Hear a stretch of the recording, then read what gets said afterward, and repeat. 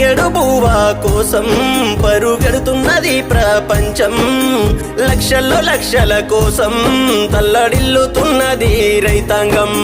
మెతుకు కోసమే బ్రతుకాయరా ప్రాణాలు చెలగాటమై, పైసా కోసమే పరుగాయరా గుండెల్లో బాధలు అయి.